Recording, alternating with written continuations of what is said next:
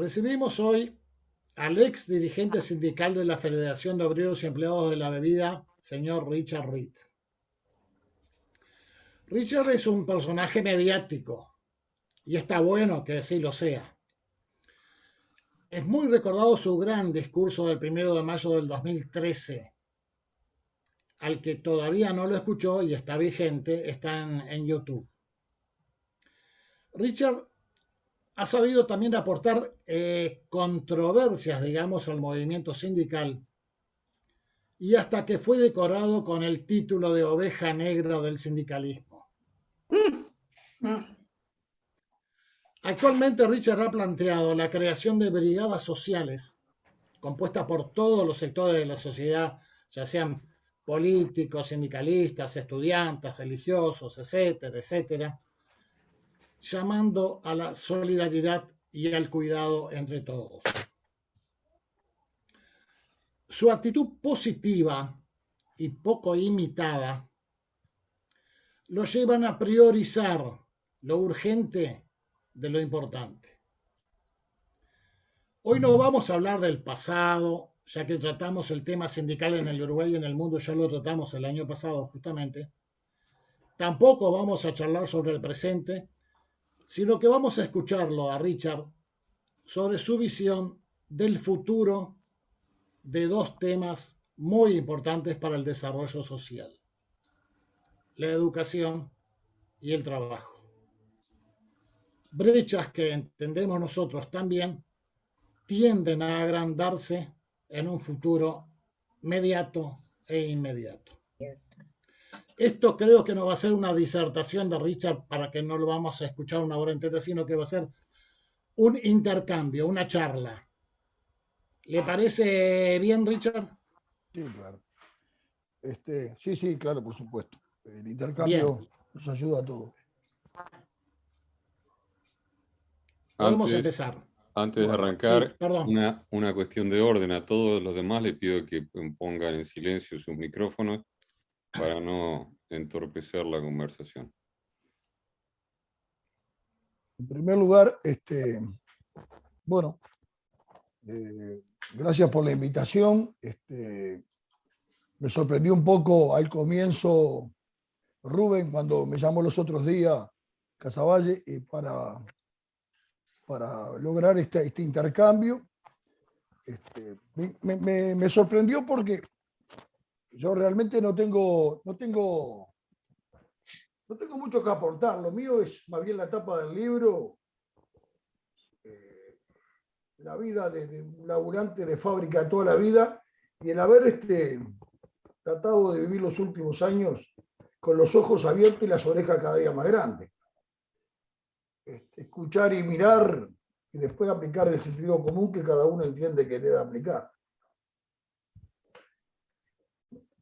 El mundo está atravesando algo inédito, por lo menos para las generaciones nuestras. Una pandemia de esta característica que seguramente por lo mediática la hace mucho más contundente. Quizás la del hace un siglo, al no tener información, te llegaba a los 4 meses la información. Hoy está al instante, entonces por lo tanto genera, entre comillas, un atractivo morboso en la danza de números diarios a nivel mundial. Y todo el mundo mira, obviamente, cómo salir de esta pandemia sanitaria. Me parece que están mal. No dudé del primer momento en salir a apoyar cuando el 14 y el 15 de marzo del año pasado el gobierno, creo que con muy buen tino, dio la explicación y la información y un poco orientó el camino a seguir en el comportamiento social. Como dijo la introducción, sin tener espejos retrovisores. Mirando para adelante, esta pandemia sanitaria quizás no le permite a mucha gente, yo creo que mucha más de la que yo valoro, quizás mucha más gente, mirar que detrás de esta pandemia, que se va a salir mes más, mes menos, con el número de fallecidos lamentable que podamos tener, y después habrá tiempo para pasar cuenta quién tiene más responsabilidad o menos, pero hay que salir de esta pandemia. hay otra gran pandemia, que es una pandemia que va a azotar al mundo también. El último número de la OIT de hace unos 15 días más o menos habla de que va a haber en el mundo 500 millones de puestos de trabajo perdidos. 500.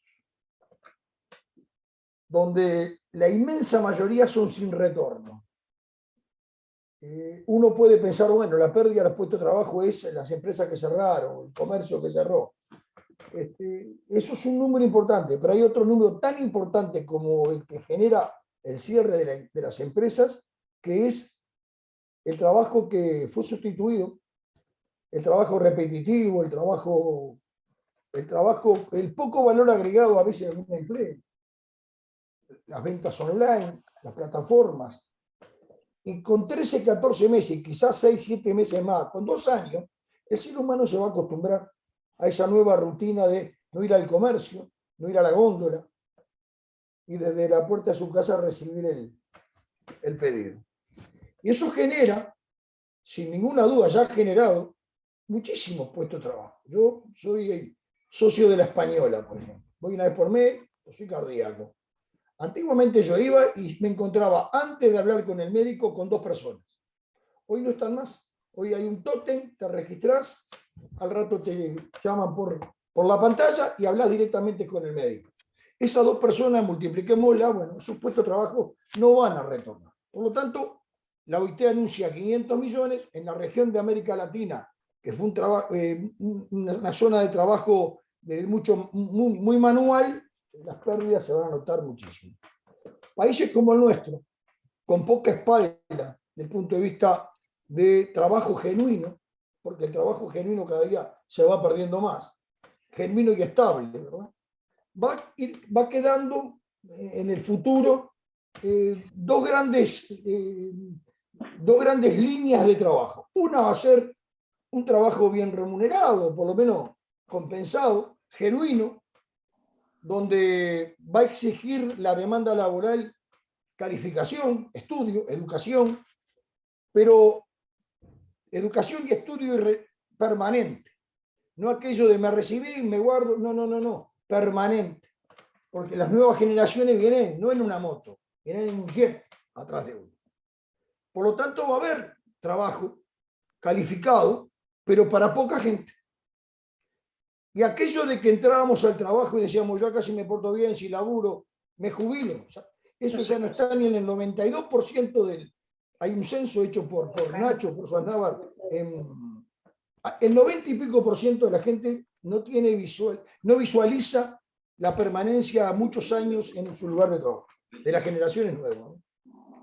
Y luego va a haber un montón de gente, donde de acuerdo a la franja etaria será más complicada que otra, que va a quedar a la vera del camino. Yo escuchaba a compañeros míos del movimiento sindical hablar de el Uruguay de la industria. El Uruguay de la chimenea para mí se fue. Mantengamos la poca industria que hay hoy, tratamos de ser eficientes, de ser productivos, de que los capitales no se vuelen, porque instalar nuevamente industria en el país, yo soy muy pesimista. Creo que el Uruguay de la chimenea es parte de la historia, la leeremos en algún libro. El Uruguay futuro es el de la investigación, de la ciencia, del software, de la logística, que habría que trabajar mucho en el tema logístico. Ver de qué manera la agroindustria incluye más mano de obra, también calificada. Seguramente ya el gaucho a caballo va a ser en una foto, será el dron el que salga a revisar el campo y la hacienda, etcétera, etcétera. Por lo tanto, va a haber un mundo, un Uruguay al cual todavía no lo conocemos. Y eso es un gran problema. Es una responsabilidad de este gobierno, del anterior y del anterior, que no establecieron pautas, y saco la pandemia del medio, porque a la pandemia lo que hace es agrava, acelera, precipita, pero ya el mal estaba instalado hace años, donde el gobierno anterior y el anterior no se preocuparon por establecer, bueno, cuál es el Uruguay productivo de aquí en adelante. ¿Hacia dónde encamino yo a mis botijas o a mis nietos que vayan a estudiar y se capaciten hacia dónde? Porque tienen que tener un norte laboral. Bueno, aquí no lo hay. Ni hablar del 10 al 15, ni hablar porque fue la venta del humo más grande en Uruguay, ¿no? el puerto de agua profunda, que hay petróleo, la regasificadora. A ver, la herrería, la minería, ni hablar. Pero un Uruguay serio necesita saber hacia dónde vamos. Por lo menos una tapa de libro, vamos por acá. Y después cada uno se ordena. Vamos a hablar de la industria del turismo, que es una industria, sin duda, pero que está acotado por razones de región a 2-3 meses en el año. Bueno, son 2-3 meses en el año que ingresan en la normalidad 1 millón y pico de turistas. Por lo tanto, ¿qué se necesita? Y mejorar la calidad de la prestación del servicio. Es decir, pensar que una persona que trabaja en un restaurante o en un hotel no domina el inglés, estamos pensando en otra cosa. Por lo tanto, si queremos competir en el mercado turístico, tenemos que generar una receptividad que esté acorde a lo que es el mercado mundial del turismo. Sin ir al extremo de la sumisión y del servilismo, pero tampoco a veces con actitudes groseras que lo que hace es alejan al potencial cliente que Uruguay necesita. Porque eso deja mucho dinero. Pensar en los puertos profundos, en el software. Hay 10.000 y pico de puestos de trabajo sin ocupar porque no hay uruguayos que puedan acceder a esa industria de la Internet. Entonces, por lo tanto, tenemos un Uruguay por delante que está acotado en el número para los trabajos genuinos. Y muchos van a ser de zafra part-time y la sustitución. El comercio chico que ha cerrado, me decían los otros días que andaban en las 12.000 y pico de pequeñas y medianas empresas que cerraron. Dificilísimo la reapertura, pero muy difícil. Una es por pérdida de mercado, la otra porque se fundieron. Entonces, por lo tanto, creo que tenemos un Uruguay de futuro muy complicado, muy complicado. Ahora, el muro lo lamento, queda a 14.000 kilómetros.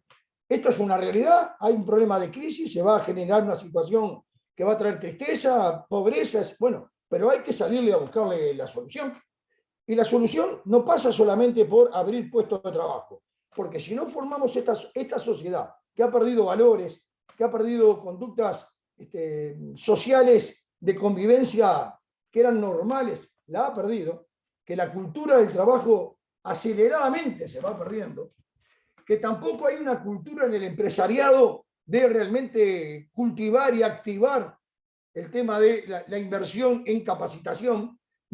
Inmensa cantidad del empresariado ve la capacitación como un gasto y yo lo veo como una inversión, porque si no es hombro con hombro, esto se cae. Se cae. ¿Y qué va a pasar? Lo que estamos viendo hace 30 años. Las multinacionales de a poco van ingresando, sustituyendo al capital nacional. Algunos quedan como gerentes o algo así, pero bueno, después cambian las reglas de juego. Eso genera un Uruguay realmente de exportación, de importación. Exportaremos materia prima e importaremos los insumos necesarios para todos los días. Eso es un Uruguay muy triste. Eso es un Uruguay de desempleo. Ahora, bueno, eso es una lectura y una interpretación, un diagnóstico. Sí, bueno, es el mío. Ahora, ¿es imposible remontar esta ola? No, no es imposible. Tenemos que ponernos de acuerdo en que sí o sí la gran anunciada y nunca realizada reforma educativa, si no hay una reforma educativa que realmente ponga a los chiquilines de cara al siglo XXI y nos dejemos de embromar, y para una reforma educativa no solamente hay que generar un cambio de currícula, también en el docente hay que hacer un clic en la cabeza, porque la inmensa mayoría de los docentes o están en otra cosa o realmente, bueno, estamos viendo lo que pasa en la educación. Yo lo vivo en carne propia, tenemos 480 chiquilines en los centros educativos de contexto crítico y los gurises no hacen la boca en el vaso. Esos gurises seguramente, estamos haciendo lo imposible porque no, pero seguramente muchos de ellos lo veremos en unos años en la Crónica Roja. Y eso es un hecho real. Pobrecito, la culpa no es de ellos, pero bueno, somos los adultos los que dejamos pasar la historia. Entonces, por lo tanto, una reforma educativa, una política de empleo donde el gobierno de turno, hoy es otro será después, establezca, bueno, el Uruguay va por este lado, que genere expectativas, que genere por lo menos el entusiasmo de hacia dónde manda a estudiar el Noticamí. Y pasa por allí. La experiencia UPM, 1.200 y pico de profesionales, de oficiales, vienen del exterior porque acá no hay mano de obra capacitada para poder realizar o o completar el servicio que tiene planteado UPM para la construcción de su planta. Bueno, eso tendría que darnos vergüenza. A mí me daría mucha vergüenza que en mi laburo venga gente de afuera, porque acá no tenemos. ¿Qué hicimos todos estos años de bonanza y crecimiento? Entonces, bueno, la grandes interrogantes, pero respetando la introducción, mirando para adelante. Tenemos un mundo que nos despertó de la siesta, algunos diremos siesta más larga que otra, pero nos despertó de la siesta y lo muestra un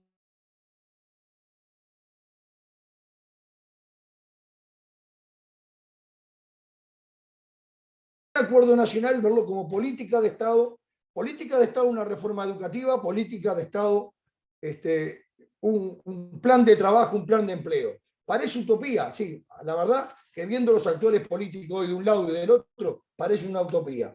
Pero creo que hay que reclamarlo y la sociedad civil debe reclamar, porque es el Uruguay que nosotros queremos dejar a los otros, a mis hijos, a mis nietos, a las nuevas generaciones.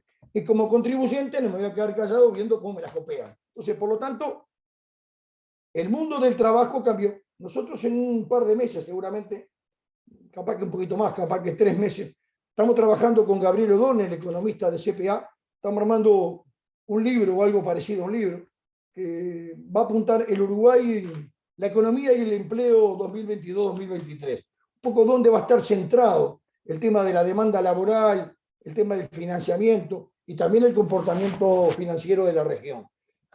Como una ayuda, como un aporte, como un insumo para que, bueno, otros más se sumen y hagan sus visiones, sus propuestas, etcétera, etcétera. Un poco es eso. Esa es la preocupación. Esa es, debería de ser.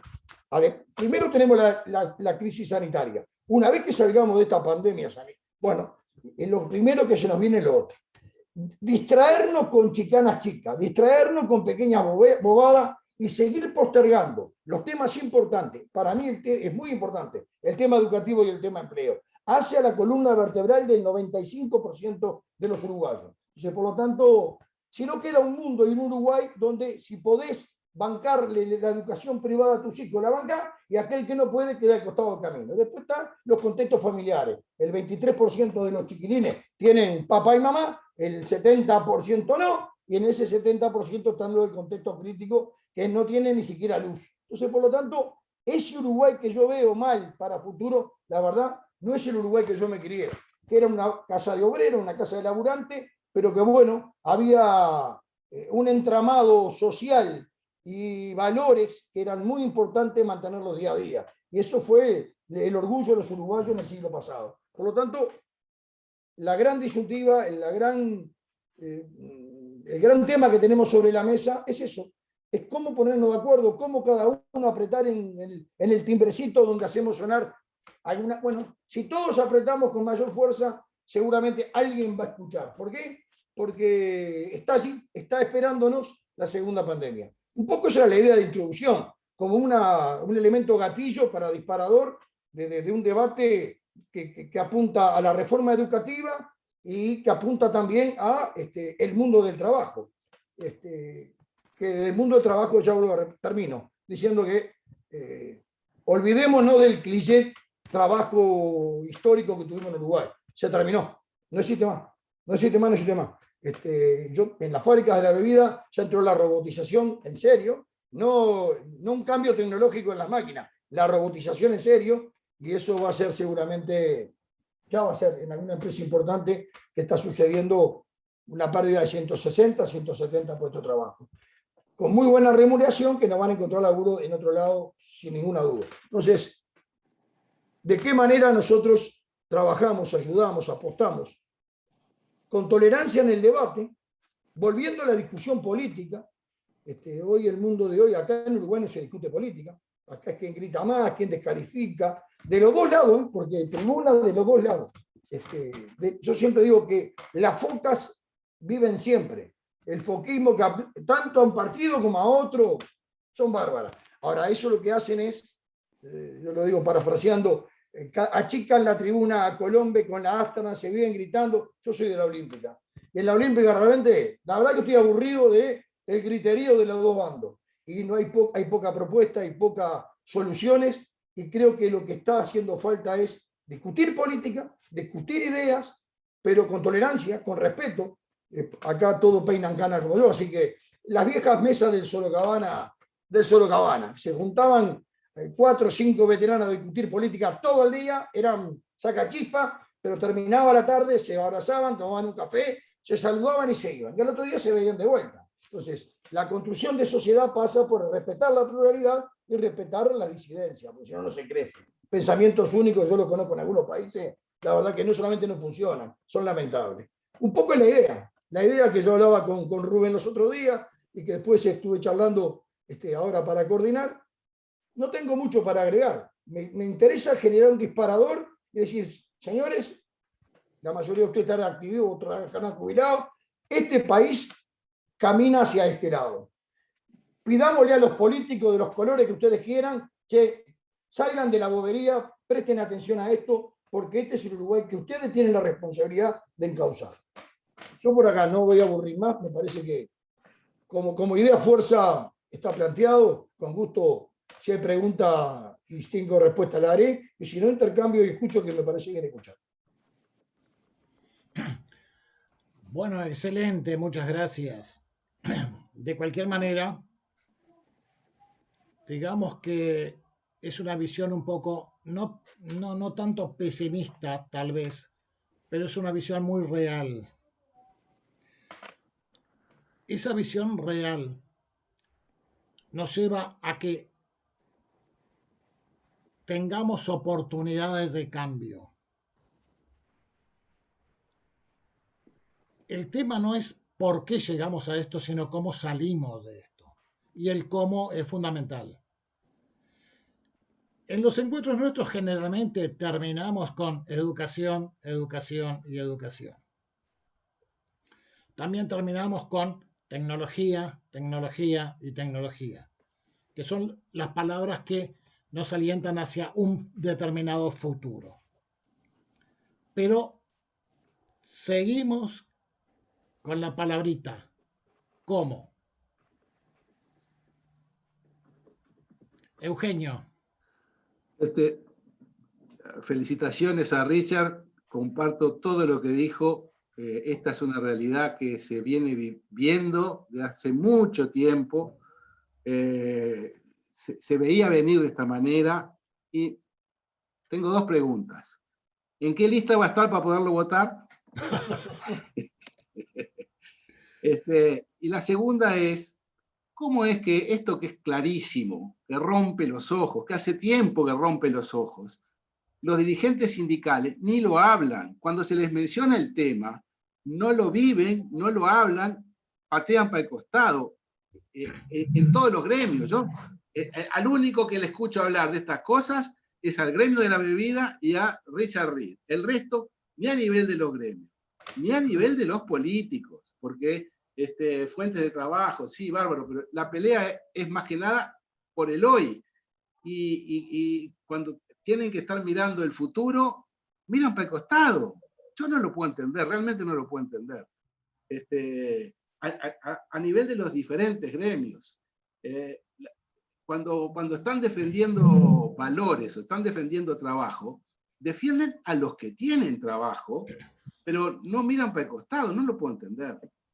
No sé si hay alguna explicación razonable para este tema, porque incapaces no son, falta de inteligencia no tienen, falta de conocimiento tampoco. ¿Cuál es la razón para que esto no se mueva? La primera pregunta, no hay respuesta, en la familia está prohibido hablar de eso. La segunda, les cuento algo.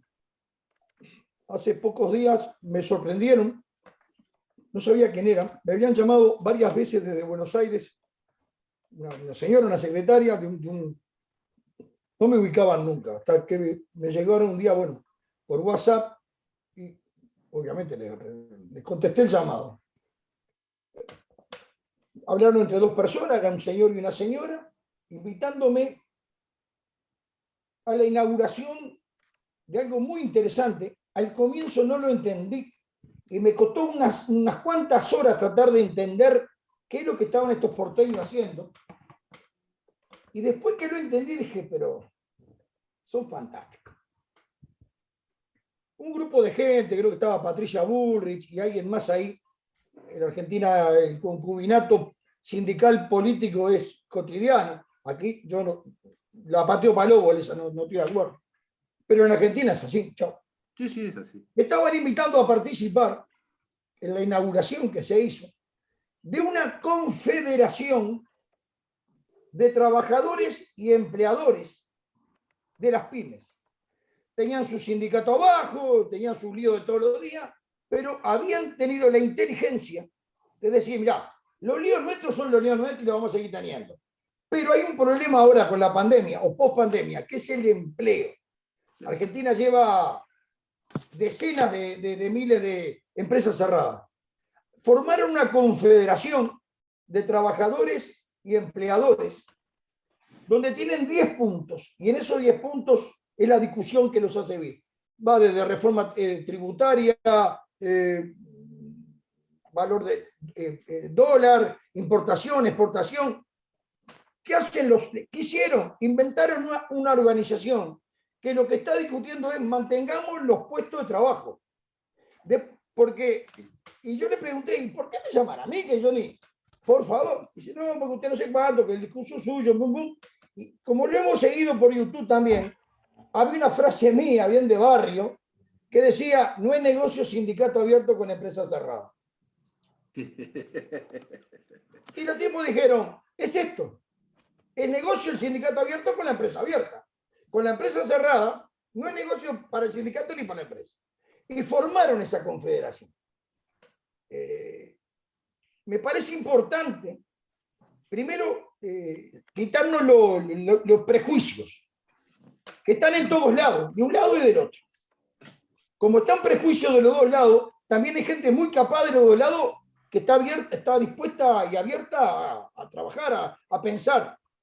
Desde la experiencia, desde el conocimiento, desde la ciencia, del estudio, a pensar.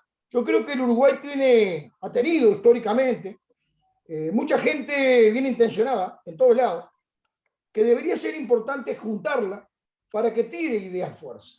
Aparece la ciencia como algo muy fuerte, pandemia mediante, y también la investigación, ¿verdad? Entonces, yo lo primero que diría al gobierno, che, afloja un mango más para la investigación, para la innovación, ¿verdad? Motivarlos. ¿Por qué? Porque creo que es un cambio de paradigma. Pero cuando yo tengo compañeros que siguen hablando de reformular la industria, la verdad, no competimos, pero no competimos en ningún lado.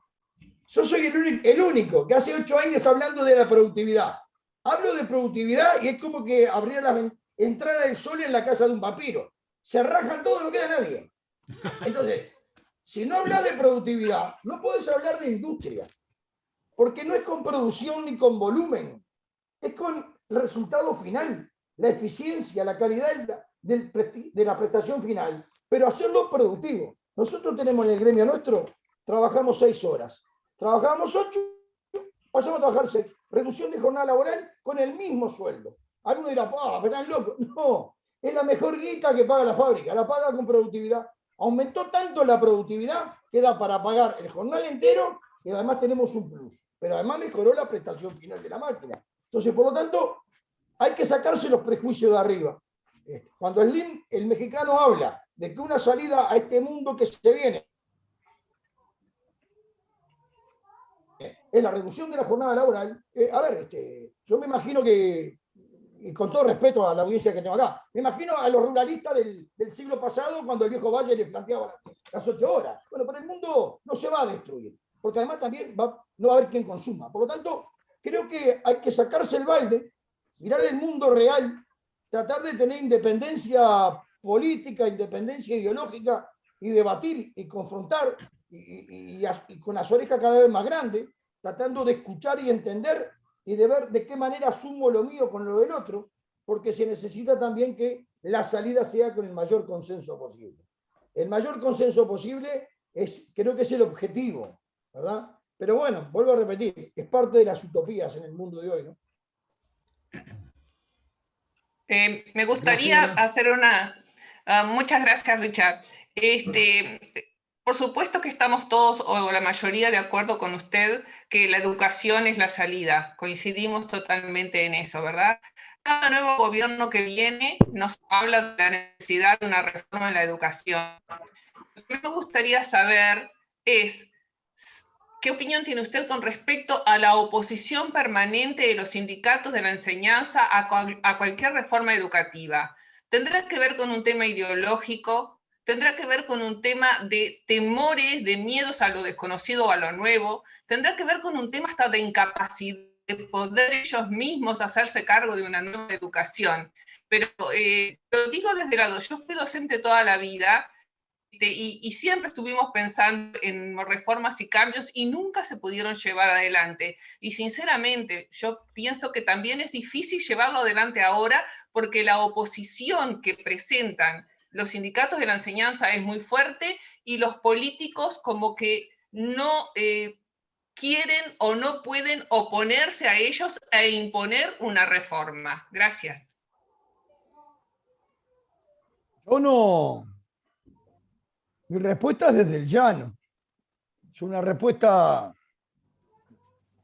aún hoy de padre de chiquilines en el liceo y abuelo de chiquilines en el liceo.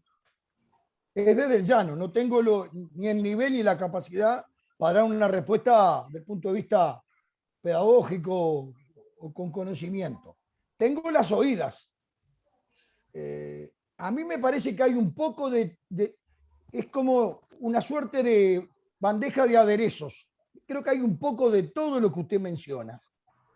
Pero después me quedan muchas dudas a mí en la cabeza. ¿Será porque estoy cada día más viejo y más quisquilloso? Me quedan muchas dudas. Si realmente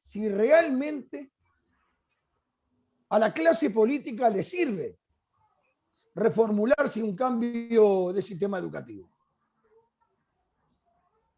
En este mundo donde la clase política viene, desde mi punto de vista, muy mal vista, Latino Barómetro establece que cada día la confianza en la democracia y en el sistema es peor, y ahí aparecen los Trump, los Bolsonaro, y etcétera, etcétera, los antisistema, y yo realmente me asusta mucho. Yo creo en los partidos políticos, creo que la democracia se sustenta con partidos fuertes y sólidos, con pensamiento ideológico, no bobería. Entonces yo no sé si realmente a esta clase política le sirve una reforma educativa. O le sirve más bien gente que piensa poco, que poco le interesa y que después... Y yo creo que los últimos 15, 20 años, vaya si se podía haber hecho reforma económica, reforma educativa. Y no se hizo. Más, en el 14 se prometió un cambio de ADN. Y lo que se hizo fue echar a los dos que estaban para hacer el cambio de ADN. Entre ellos, un amigo mío, Juan Pedro Mir. Entonces, ¿había voluntad o no había voluntad? Me parece difícil. Lo que sí uno ve son resultados. El no haber hecho una reforma educativa, tenemos un sector de la sociedad cada día más lejos de la responsabilidad, de la disciplina, de las conductas sociales sumatorias, cada vez más lejos de la cultura del trabajo y del estudio. Hay chiquilines de primero o segundo liceo que no te arman una oración con 10 palabras, literal. Yo tengo una hija médica que trabaja, médica de familia en un asentamiento, tuvo 7 meses para entender de qué hablaban. Y eso no se le puede adjudicar que no había plata, que no había mayorías parlamentarias y había plata. Entonces, por lo tanto, ¿dónde está la respuesta? Yo no la tengo la respuesta. Pero y yo tengo un dicho y pido disculpas a la señora, nadie orina agua bendita en la política. Santo no existe ninguno. Por lo tanto, como decía un viejo anarco amigo mío, en política no hay casualidades. Ahora, es tan brusco lo que está pasando a nivel de la región que uno dice, pero esto es un cálculo. Si vamos a Argentina, tenemos la misma situación y en algunas provincias es más caótico que acá. Entonces, ¿qué hizo la clase política para elevar el nivel educativo que de esa manera también mejora la sociedad, más sana, más saludable, más vinculada con el mundo exterior y no reducida a la ignorancia pura.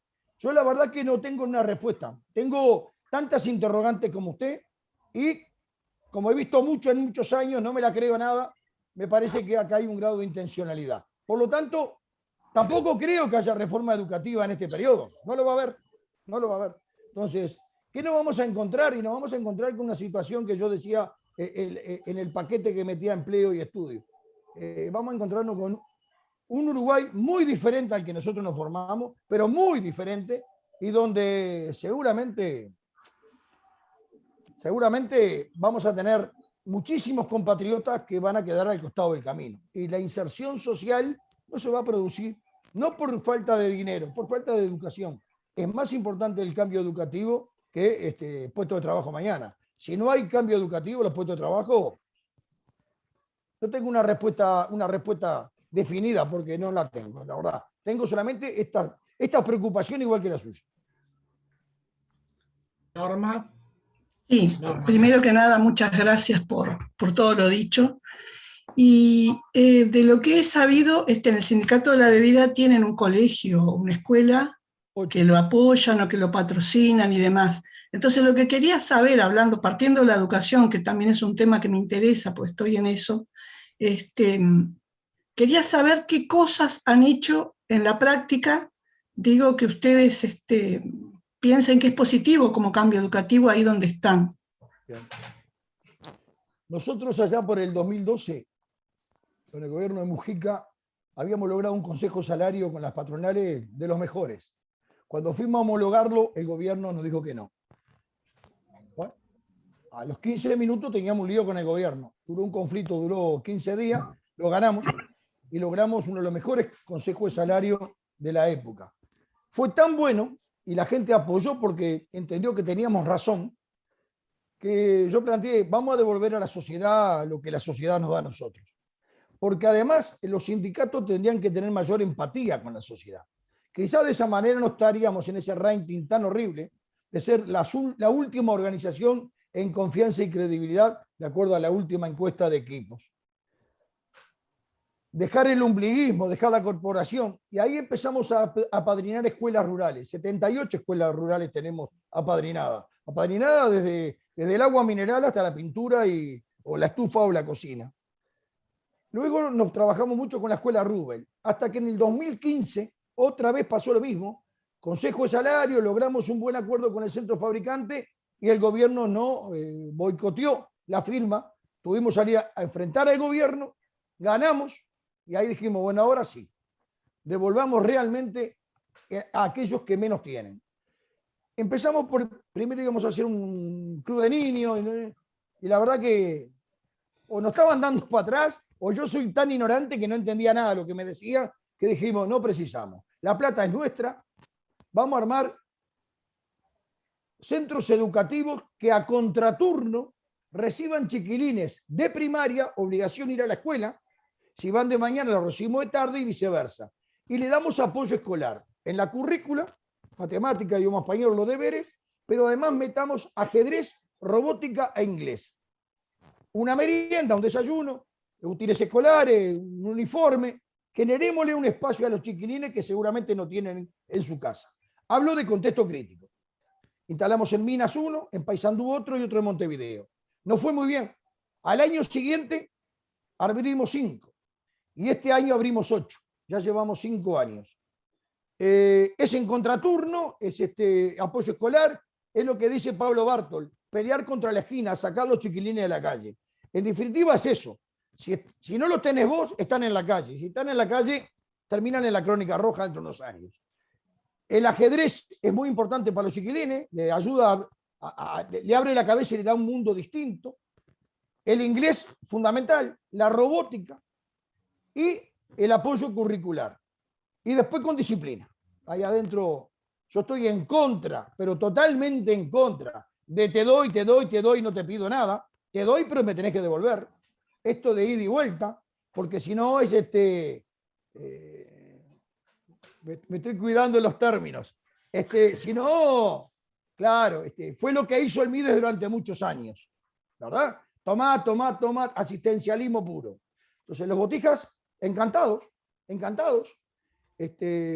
a tal grado que si ensucian, limpian, el baño lo termina limpiando ellos. Hemos tratado de tener, dentro de lo posible, lo mejor, y nos financiamos con plata propia. Por lo tanto, no le pedimos nada a nadie. Hay 50 anécdotas de gente que fue a donar. No, soy yo el coordinador general, hasta la embajada inglesa, me acuerdo. No precisamos plata, plata tenemos. La administramos bien, pero además, como es mucha plata, yo hace 3 años pedí que CPA Ferrer los auditara. ¿Por qué? Porque es mucha plata. Y también una forma de educar a los chiquilines es que quien le está dando la prestación tenga honradez, no solamente en el dicho, sino en el hecho. Y en un mundo que está tan convulsionado con ese tipo de cosas, preferimos que la plata la audite un tercero. Lo hablamos con las empresas, yo se lo planteé, y tenemos auditoría de CPA, que si usted la tendrá más clara que yo, que son todos los meses, es como la DGI, caen. Pero bueno, de esa manera dormimos tranquilos.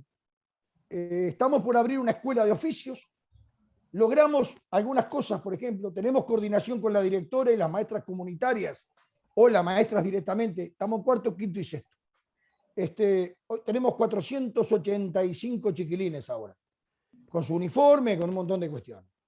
Y logramos que el primer año, de la población de niños, un 52% venía de repetir 2 y 3 veces. Había chiquilines de 13 años que estaban en 4º. Nos propusimos quebrar eso. Logramos en el 18 0 repetición. Y en el 19, 0 repetición. No podemos tomar en cuenta el año pasado porque es atípico totalmente. Bueno, estoy tratando de hablar con alguna universidad para conseguirle becas. Tengo una muy buena relación con Pablo Bartol y con Los Pinos, que ha hecho una obra fantástica, pero fantástica, en Casaballe. Yo he ido muchas veces a dar charlas, etcétera, etcétera, para que el chiquilín tenga una puertita abierta, porque termina la escuela, y algunos van al liceo, y a las 2 semanas, 3 semanas no van más. Entonces, ese es el otro tema, ¿verdad? Una reforma educativa no solamente pasa por... También pasa que habría que salir... Los botijas no pueden a los 12 años salir del confort de primaria y pasar a secundaria. Es muy brusco el cambio para ellos. Tendría que estar como en algunas provincias argentinas hasta 9º, cosa que, bueno, segundo ciclo lo hagan ya a los 15 años. Pero bueno, en los otros es el apoyo. Se le da valores, se le da... se habla del trabajo, se visitan empresas, hay un personal técnico que es el que aborda los temas con los chiquilines. Yo voy un rato, una vez cada tanto, a algunos de los locales, después el sindicato no aparece. Este año, el 12 de septiembre, que es el Día del Trabajador de la Bebida, tratamos de que supieran de que era un gremio de trabajadores, que era del esfuerzo, que el sacrificio, las mejoras que teníamos y las conquistas nuestras, producto de tener buenos trabajadores abajo. En fin, un poco también que mamaran ese tipo de cuestión. Pero después hay un personal técnico, son 52 personas que trabajan, se les paga por arriba del laudo, están como tienen que estar, y nosotros nos hacemos cargo de toda la infraestructura. Es gratis, pero a los padres también les pedimos cosas. 2 o 3 veces en el año tienen que ir a hacer trabajo comunitario. Y si no van, el chiquilín queda en la puerta. Yo pido disculpas si queda muy grueso, pero si no van, el chiquilín queda en la puerta. Y si el chiquilín insulta o el chiquilín se le va la moto, llamamos a quien sea, a la madre, al padre, al tío, a la abuela, llévatelo, porque hay una lista enorme así. Nosotros no tenemos contención para poder recibir chiquilines pobrecitos, lamento mucho, pero nosotros no estamos para eso, que lo haga otro.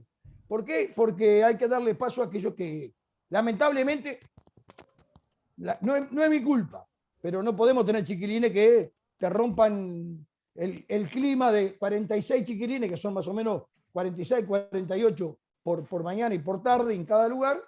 Y bueno, derechos y obligaciones.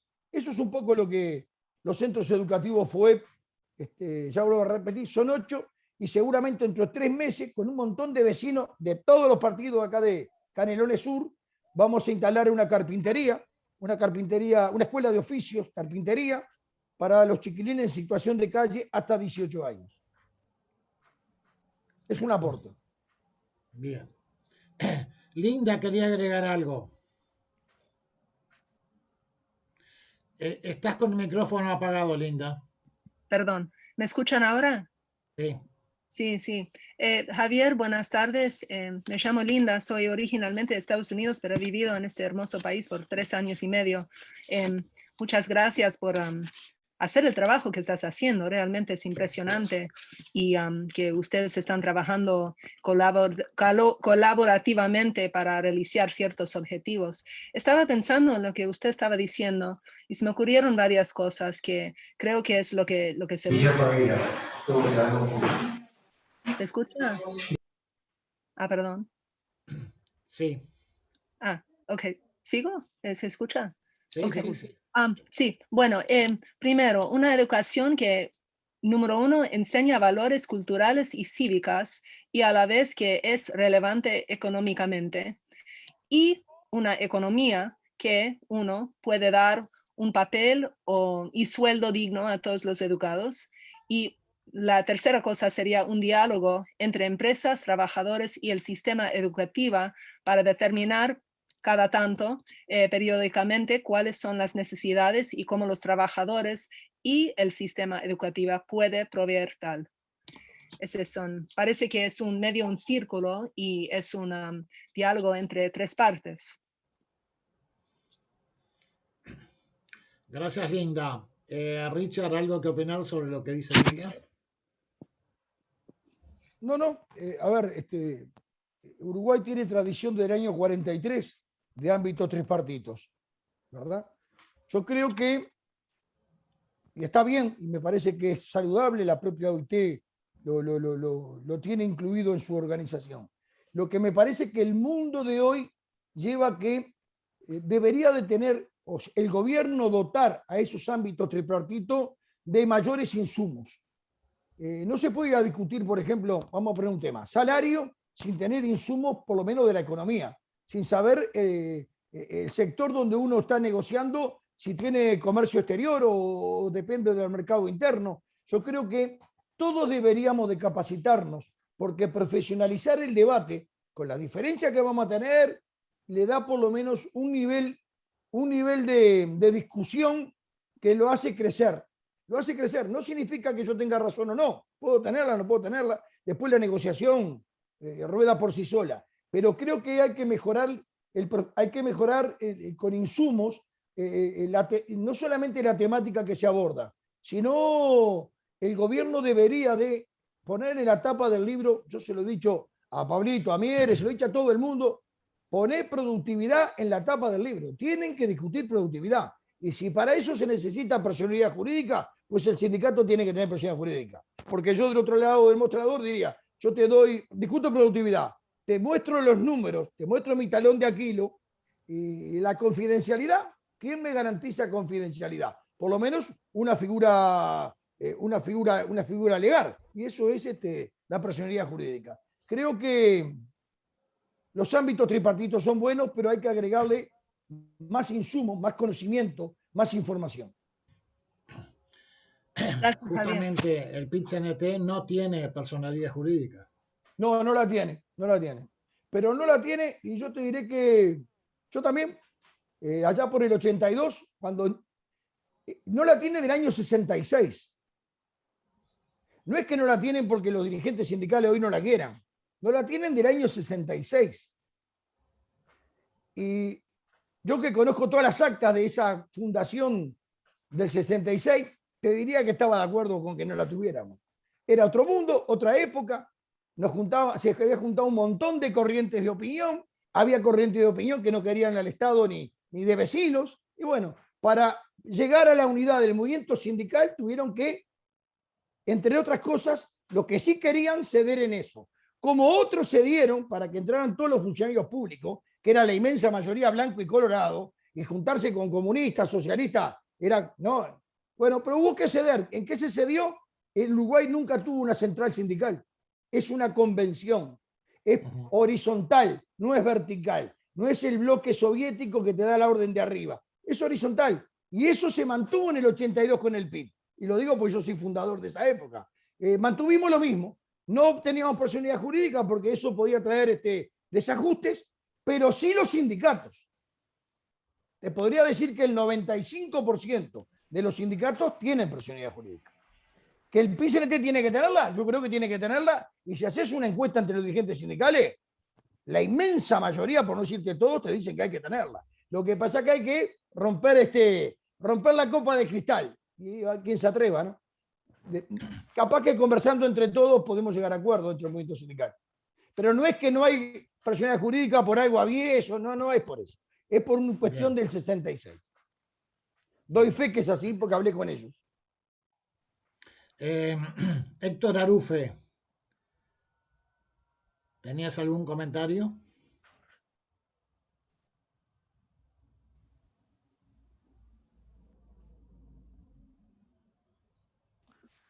Tenés el micrófono apagado, Héctor.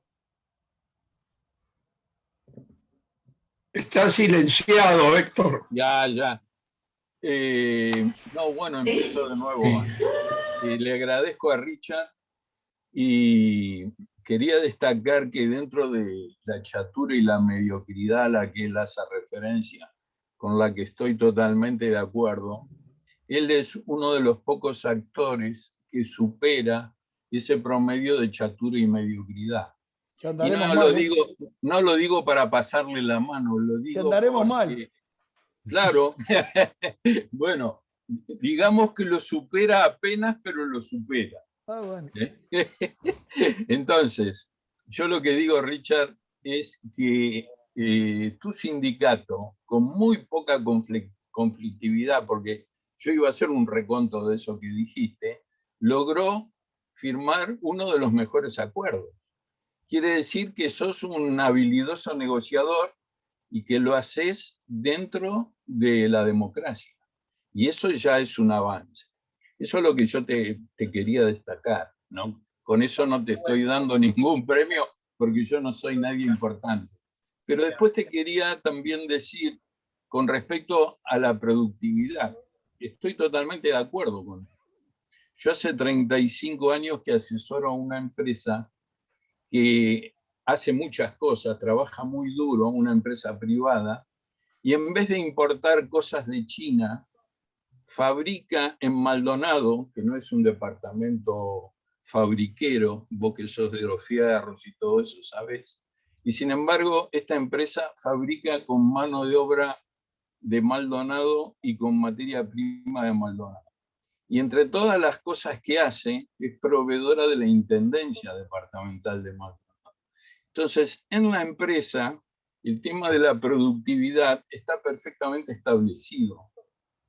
Tienen lo que marca el convenio, lo que ganan, porque algunos están en industria y otros están en construcción, y además tienen un premio por la productividad. ¿Cuál es el gran problema cuando yo voy a la Intendencia Departamental de Maldonado, donde confieso que hago lobby para ganar licitaciones y cuando gano las licitaciones meto presión para cobrar porque la Intendencia te jinetea? Entonces, ¿qué pasa? Ahí es cuando yo me doy cuenta que está el gran obstáculo. Porque en todas las intendencias y en general en la administración pública, lo que se paga es presentismo. Y el presentismo es una cosa del siglo pasado. Porque ¿cuántos hay que van a calentar sillas, le dan un ordenador y por ahí están viendo una película? En cambio, lo que realmente se ve, si hay producción, mejora o no mejora la producción, es el plus de la productividad. O sea, yo creo, Richard, que lo primero que tiene que hacer el Estado es cambiar la zanahoria. Pero ¿qué pasa? Yo recorro todas las áreas de la Intendencia, hablo con los directores de Hacienda, que son los que te sueltan el mango, y en general no les gusta que le midan la productividad. No les gusta. Porque la productividad en el sector público es bajísima. Por lo menos así lo veo yo, ¿no? Entonces, una de las cosas más difíciles de combatir es justamente esa idea de que no se le pague por estar calentando una silla, sino en función de lo que produce. Dentro de los parámetros razonables, tienen un sueldo básico, todos los adicionales que le corresponde, más lo que se logra por productividad. Así se trabaja en los países, digamos, más desarrollados y no necesariamente los que juegan en las grandes ligas. Algunos que son países emergentes, hace rato que aplican la productividad. Y en las empresas privadas no es tan difícil y de hecho lo están haciendo. Quedarán algunos antidiluvianos en el sector privado que todavía pagan presentismo. Pero a mí el presentismo no me sirve, porque hoy, como tú bien lo explicaste, en la época de las tecnológicas, yo te asigno un trabajo y te doy un tiempo. Te digo, Richard, mirá, esto lo querés hacer acá en la fábrica, lo querés hacer en tu casa, pero me lo tenés que entregar en tal fecha. Te fijo una fecha y ahí va la cosa. Y creo que, bueno, poder sacar ese cáncer que tenemos en el organigrama de las instituciones públicas es muy difícil, porque cuando uno se pone a ver los organigramas, por ejemplo, de los entes autónomos, ven que son organigramas más vale del siglo pasado. Son organigramas que son demasiado piramidales, cuando, siguiendo lo que tú dijiste, hoy las organizaciones son transversales. ¿Qué se hizo en la historia del trabajo y de la organización y método? Se sacó a los mandos intermedios para que la distancia entre los que el órgano volitivo y la línea de fuego sea más corta. Entonces, ahí es como funciona la empresa. Ese es un concepto que se está aplicando hace más o menos 25 años. Y cuando uno ve los organigramas de UTE, Antel, OCE, y ni que hablar cuando yo fui a ver el organigrama de la Intendencia Departamental de Maldonado. Sobran direcciones y subdirecciones, y esto no es una crítica política, porque esto viene de arrastre y va a seguir así porque hay una clase que le sirve que siga así, que son justamente los que hacen flotar la chatura y la mediocridad. Muchas gracias, Richard. Sí. A ver, cortito. Las negociaciones se llegan a buen puerto porque hay dos representantes que se ponen de acuerdo. Los méritos no son solo de uno. Yo he tenido delante mío o frente a mí gerencias con mucho nivel de debate y discusión que me obligaron a mí a formarme. Yo, ni pelado ni con dos pelucas, ocupación, huelga, todo hecho. Y los tengo en un cajón todavía. Lo único que cambió es que el cajón tiene 35 candados. Cuando manoteó el cajón del conflicto, 35 llaves tengo que agarrar. Y mientras voy abriendo, voy pensando. Antes estaba sin candado. Abría y los tiraba arriba de la mesa. ¿Me fue bien? Sí, ligué porque me fue bien. Pero también aprendí. Y en el gremio de la bebida, todo el mundo nosotros discutimos en invierno. Che, pero para ustedes es mejor. En invierno es la mejor época para discutir en la bebida. Y si trabajara en una empresa de frío, discutiría en enero, en invierno. ¿Por qué? Porque el invierno nos da la posibilidad de discutir. Y el verano para trabajar. Porque un conflicto en verano en la bebida es todo o nada. No hay revancha en verano. Cambio en invierno, uno puede darse el changüí de tomarse 2 o 3 meses para conversar. Después están los años. Yo ya llevo 45 de fábrica. Sigo activo. Estoy en el sindicato todavía y dentro de 1 mes y medio me queda el último consejo salario por ahí. La diferencia con el resto, yo ya tengo el consejo salario casi conversado. Es ir, firmar e irnos. Sin conflicto, esperemos que sea sin conflicto. Paradójicamente, los conflictos más grandes en el Consejo Salario fueron con el Frente Amplio, 2012 y 2015. Pero le levantamos los techos. ¿Por qué? Porque es así. Yo soy dirigente sindical. Conozco el gremio mío. Estoy metido dentro del gremio. Aprendí muchísimo de la gente. Una anécdota. Un día empezamos a ver que la Stella Artois se empezaba a vender. Y había un nicho de mercado, ABC1, que cooptaba junto con Heineken, pero la Stella Artois. Y llegamos a ver que estaba casi 1,5 puntos del mercado. Y la empresa empezó a promocionar Stella Artois. Entonces dijimos, mira, vení, está todo bien, pero cada día los camiones salen con mayor cantidad de cajones con la Stella Artois, que me está sustituyendo a la Pilsen, que la produzco yo y la laburo yo. Esto es importado. Y bueno, sí, son las reglas de juego, papá. Como al año ya tenía 2,5 puntos del mercado. De un mercado de 104 millones de litros. Por lo tanto dijimos, mirá, es muy fácil. Queremos producirla en Uruguay. Estás loco, ¿no? No es posible que Bruselas, que Nueva York, queremos producirla en Uruguay. ¿Hay tecnología? Bueno, sí. Bueno. Pero ustedes no me importa. Dame 8 meses, 9 meses, nosotros capacitamos a la gente. Pero queremos producirla en Uruguay. Porque cada día está creciendo más la Stella Artois. Va a llegar un momento que nosotros no tenemos laburo, la nacional no se va a vender y los camiones van a tener la mitad de importada y la otra mitad nacional. Ahora, la mitad de importada me sustituyó mano de obra y horas de trabajo. Que sí, que no sé cuánto. Digo, mira, muy fácil, vamos a no pelearnos. O me das una posibilidad de 9 meses de capacitación para el personal. Y si tenemos que ir a Nueva York, vayamos a Nueva York y expliquemos que esto es así. Porque si no, no te la vende nadie. ¿Qué camión va a subir? Nada. Si nosotros tenemos sindicalizado el 99% de todo el transporte. No te la subo, no te la vendo. Lo que te estoy planteando no es de la noche a la mañana. Dame 9 meses, capacitame el personal y vamos a ver si es posible o no. Y hagamos un plan piloto. Bueno, lo hicimos. No a los 9, a los 7 meses estábamos produciendo Stella Artois. La Stella Artois a litro no da para el mercado porque ya están casi en 7 puntos, pero mucho del mercado que consumo de Stella Artois a litro es nuestra. La fabricamos acá, la producimos acá, insumos nacionales, generamos mano de obra. Sustituimos importación por mano de obra. Paro, ninguno. Con las 6 horas fue lo mismo. Planteamos las 6 horas, había unos gerentes que volaban. Brillantes los tipos. Se tomaban el tiempo para todo. Y bueno, discutimos cerca de 6 meses. Y cada vez que íbamos a la reunión me traían un bagaje así de argumento en contra. Y bueno, había que escucharlos. Y nosotros, algunos tenían razón ellos, también logramos un plan piloto de... Nosotros le digamos que íbamos a aumentar la productividad 4.5, 5.5 y 6.5 en un periodo de 6 años.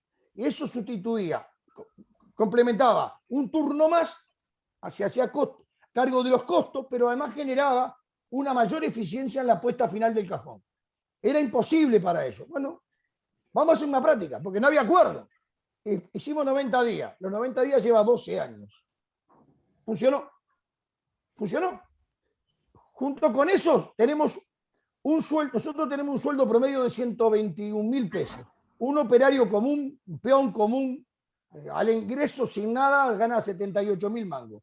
Después el sueldo promedio nuestro es esa plata. Tenemos 15 sueldos y medios anuales. Y uno de ellos es la productividad en bruto, que es uno de 200.000 mangos.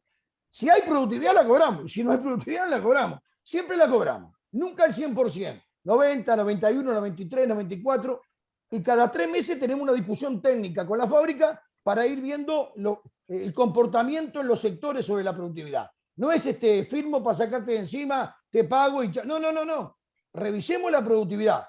Y te encontrás con que el empleador, o sea, la jefatura, son los que no vienen. ¿Por qué? Porque con la productividad vos desnudás realmente dónde están los errores. Realmente si es error del obrero o error de la gestión. Y bueno, nos puso a todos las barbas en remojo. Tenemos una buena relación, sí, tenemos una excelente relación. Una excelente. Los viejos gerentes que se han ido al día de hoy, nos vemos cada tanto. Y ahí voy a lo segundo tuyo. No solamente hay un déficit del sector sindical en propuestas revolucionarias, del sector empleador ni te cuento. En los últimos 30 años no encontrás un discurso de la asociación rural que hable realmente de involucrarse en la sociedad. El discurso es, bajen el dólar, queremos menos impuestos y no sé cuántas cosas más. Siempre. Lo mismo en las cámaras de industria. He tenido gente, yo no sé, Washington Coral, conozco al padre Aguacintín de toda la... Rubén Ordóqui, el viejo Servino. Yo hablo mucho con ellos. Tampoco se les cayó nada, ninguna idea. O sea, las cámaras empresariales nunca se involucraron socialmente en la vida país. Entonces, Dejarle solo a los sindicatos la responsabilidad del aporte de la mejora social, me parece que está... Han habido excepciones, y yo siempre nombro a uno, para mí ha habido en el empresariado uruguayo gente que se destacó y que tuvo un rol fantástico, principalmente antes cuando ganó Julio en el 85, pero también del periodo 2005 acá. Sánchez Padilla, por ejemplo, para mí lo pongo siempre como ejemplo, fallecido hace pocos meses. Julio era un tipo con una cabeza abierta fantástica. En las diferencias y en el desacuerdo siempre remábamos juntos. Entonces, el Uruguay necesita aportes, necesita sacarnos el balde, necesita perder los prejuicios e identificar realmente la maniobra, ¿no? Yo, por ejemplo, estoy en franca diferencia con muchos compañeros míos del movimiento sindical, porque creo que no se puede perder la independencia de clase. El sindicato nuestro es el sindicato con mayor porcentaje de afiliados en Uruguay. Tiene 98.3%. Casi todos. Ahí no hay bandera política partidaria. Yo soy frente amplista de toda mi vida. Jamás nadie puede decir de compañero mío que el Richard lo apalabró. Jamás. Siempre separé los tantos. Por lo tanto, me parece que hay que volver a esa frescura que es válida, es posible, es muy política, pero no es partidaria, de mejorar la calidad de la institución, del gremio que uno tiene. Yo creo que pasa por ahí. Las medidas de lucha están, bienvenidas dentro del marco legal. Yo he hecho todas. También la empresa me hizo locao varias veces. Pero bueno, con las piñas y con el tiempo aprendimos. De un conflicto grande se joden los dos. No hay ganadores y perdedores, se joden los dos. Eso, pero está en la tapa del libro. Lo inteligente no es quién le gana a quién, lo inteligente es evitar el conflicto. Y si se puede evitar, con más negociación. Pongo un ejemplo. 24 de agosto de creo que fue el 2007-2006. Por ahí fue. Negociación por la educación con el gobierno. Se complica, se trancan. Y el 24 o el 23, no me acuerdo bien, el gobierno decreta servicio esencial para la educación. Salí con estampida, a decir que era un disparate. Pero un disparate. ¿Cómo van a declarar servicio esencial en la educación un 23 de agosto?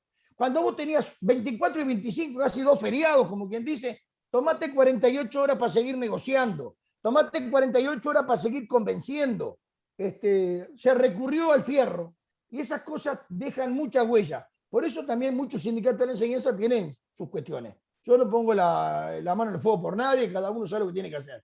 Pero creo que a este Uruguay le falta más negociadores, le falta más estrategia y no ver el problema de hoy. Resolviendo los problemas diarios, tenemos siempre que mirar que no nos apartemos de un objetivo final o un objetivo mayor. Vuelvo a repetir, uruguayos somos todos, yo no quiero que mis hijos emigren, no quiero que emigren mis nietos, y quiero generarles, mínimamente trabajo, educación, arraigo, y esas cosas creo que no es patrimonio ni de un partido ni patrimonio de una organización. Ahora, todos debemos de contribuir.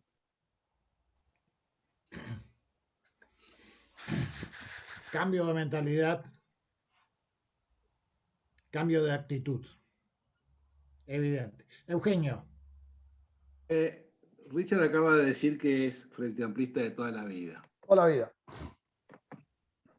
Con mucho respeto. ¿Es posible que adentro del frente la idea que tiene el Partido Comunista, el Partido Socialista, vaya en la misma dirección que la que puede tener Asamblea Uruguay en cuanto al objetivo país? Porque de hecho la tienen, no la ponen arriba de la mesa, pero yo creo que son bastante divergentes. Sí. No, habrán podido tener un programa común en algún momento. No escucho. No, Eugenio, anulaste el micrófono. Sin querer fue. Creo que uno de los problemas más grandes es que las estrategias que cada grupo de estos tiene, y ahora está quedando clarito, unos ven un Uruguay de una manera y otros lo ven de otra manera distinta. Al principio, y en esto, por lo menos en los primeros 10 años, había cosas para hacer, había objetivos, había situaciones compartibles. Pero se les acabaron. Y además tenían una figura, tuvieron dos figuras, que nucleaban, y yo creo que la primera vez el Frente no ganó por el Frente ganó por Tabaré. Tabaré sacó más votos que lo que tenía el Frente. Fue una figura que él los nucleó, los juntó, los lideró. Después lo hizo Mujica, con todos los problemas que Richard señaló en cuanto a los aspectos de desarrollos fantasiosos. Pero en el último periodo, Tabaré ya no podía, los objetivos de los distintos sectores eran distintos y siguen siendo distintos. A la vista está que al día de hoy no logran conformar una idea de bien común. Y lo voy a redondear, acá termino, que eso que pasa en el Frente pasa en todos los partidos. Juntan gente de distintos, el objetivo es que el partido gane, entonces juntan gente de distintos ángulos, de distintas esferas, y yo digo, los que más o menos piensan igual, me importa un comino el partido, los que se junten. Si yo creo que la mayoría quiere, ¿qué importa que sea el partido A, el B o el C? Lo que importa son las ideas, y las ideas, en el afán de estar en un partido, no se discuten.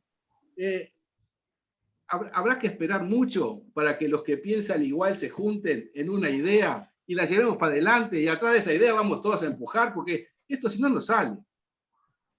Me saqué las ganas. No. Este Zoom termina a las 6 de la mañana, ¿no? La respuesta me lleva hace tiempo. A ver, Eugenio, esto es Uruguay. Luis, con mucha inteligencia, juntó. Cuando yo era chico y alguien compraba un baldío, un terreno que estaba de nivel, ponía un cartelito en la puerta y decía: se recibe tierra y escombro. Sí. Luis armó una coalición porque el objetivo de Luis era ganar. ¿Legítimo? Totalmente legítimo. Totalmente legítimo. Había instalar un pensamiento de cambio, y para hacer el cambio solo al Partido Nacional no le daba, por lo tanto armó una coalición inteligente, tácticamente oportuno y legítimo. ¿Qué tiene que ver, decía, el Partido Comunista con la Asamblea de Uruguay? ¿Y qué tiene que ver el Partido Independiente con Cabildo Abierto? Entonces, es el Uruguay. Es el Uruguay. A mí no me preocupa eso. A mí lo que me preocupa es la debilidad de los partidos. Porque si los partidos fueran fuertes, con definiciones ideológicas, cada uno va a la góndola y elige lo que quiere. A mí me preocupa lo híbrido, lo insípido. Que llegue a un pensamiento que piensen que el Uruguay se salva con Mesías. No lo salva con Mesías el Uruguay. Está quedando el viejo Julio Sanguinetti, el Pepe, que ya está en plan de retirada. Después viene una generación de políticos que la mayoría son de gestión. Se formaron en la gestión. No tienen militancia. Todos teníamos militancia hace 25 años. Los blancos y los colorados también tenían militancia en muchos lados. O provenían del sector empleador, donde las cámaras proveían de muchos ministros de muchos lados, y después cuando ganó el Frente, muchos ministerios lo ocuparon dirigentes sindicales. ¿Qué pasa en las tribunas? Una tribuna dice: ah, mirá vos, dirigente sindical y ahora ministro. Y cuando aquel era presidente de la Cámara de Industria, después pasó al ministro, no te asombraba. Te asombra que es un dirigente sindical. Hay que dejar la bobería de costado. Hay que dejar la bobería de costado. Porque esa chicana genera odio. Y es muy difícil después sentarse en una mesa cuando está el odio instalado. Entonces, a ver, los partidos son los partidos. El mundo político ha tenido cambios tremendos a nivel mundial. Tremendos. La decadencia de la credibilidad en los partidos es a nivel mundial. Pero a nivel mundial. Yo creo que la señora Merkel es la única que, del punto de vista de que uno dice, la pucha, a mí me gustaría tenerla como dirigente político acá en Uruguay, ¿verdad? No importa si piensa parecido, no me interesa. Me gustaría, ¿verdad? Me gustaría. Y no la payasada que veo en Inglaterra. Terrible. No me siento identificado. Y no es por ser izquierda o derecha, no tiene nada que ver eso. Han perdido prestigio. Chauvinistas, populistas. ¿Por qué? Porque hay un sistema educativo que fue avasallado, y muchos tiene que ver también la tecnología, que ha evitado los encuentros, los debates, las tertulias, ¿verdad? Creo que hay mucho para investigar allí. Pero bueno, es el mundo de hoy. El mundo de hoy, porque yo creo que hay muchas cuestiones para autocriticarse y criticar. Es muy difícil en el Uruguay. Yo creo que Jorge Valle fue el único que por lo menos bosquejó una idea de autocrítica al final de su gobierno. Después lo demás, la autocrítica se usa para pedírsela al otro.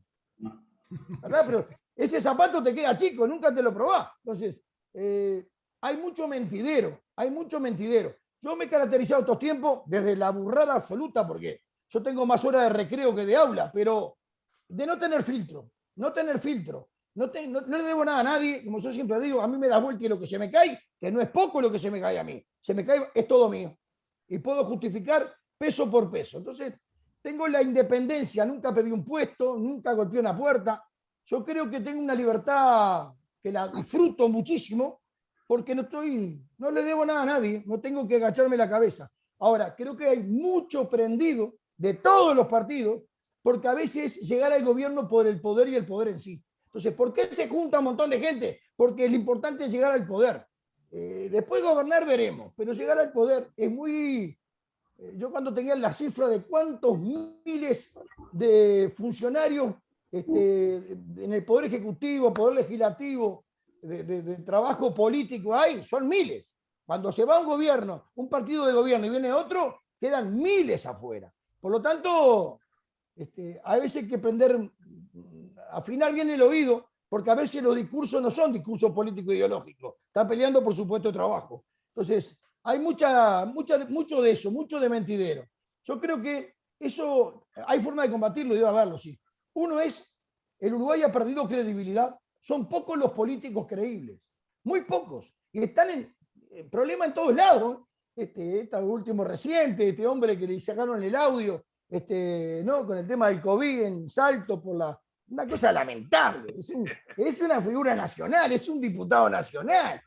Con buen tiro el Partido Colorado y al mediodía lo pasó creo que en forma rápida, para la Comisión de Ética. A ver, pero bueno, se han perdido los valores en todo tipo de cuestiones.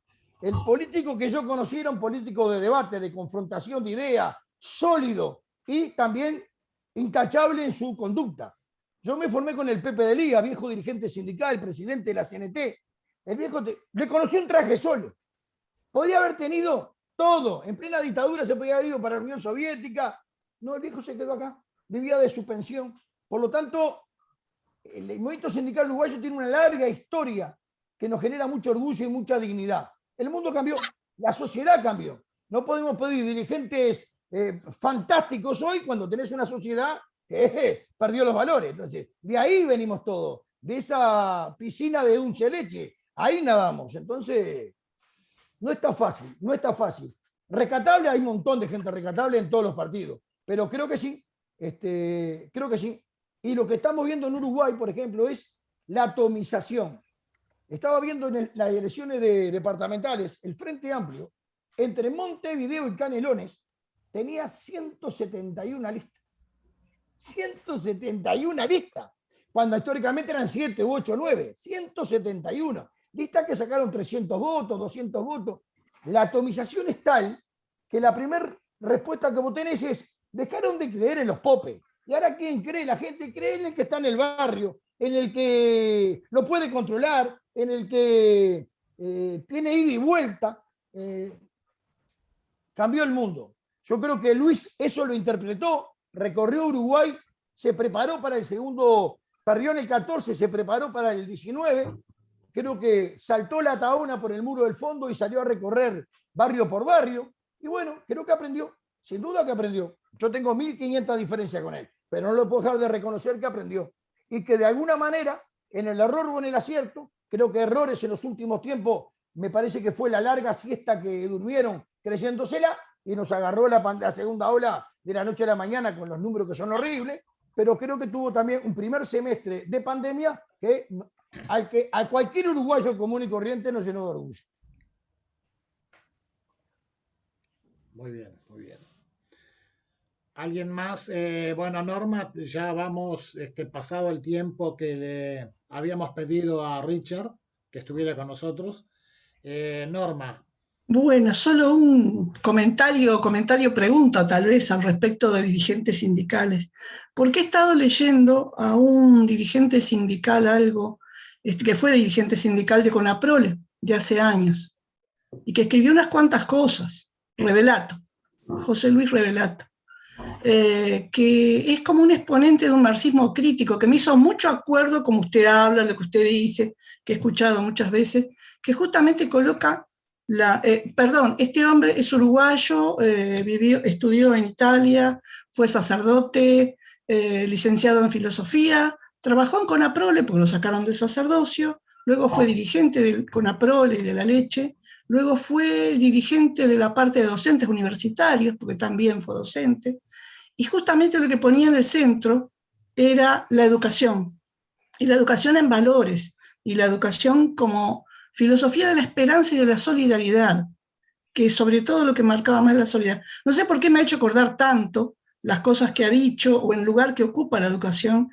Aparentemente era como un representante de un marxismo crítico, no un marxismo dogmático, como aparentemente algunos dirigentes del Frente Amplio todavía mantienen una línea directa con algo un poco antiguo, digamos.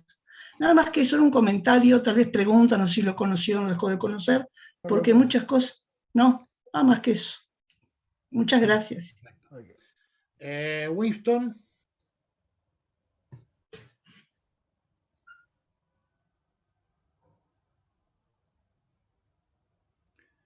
El micrófono, Winston. Winston, tenés el micrófono apagado. Lo dormí.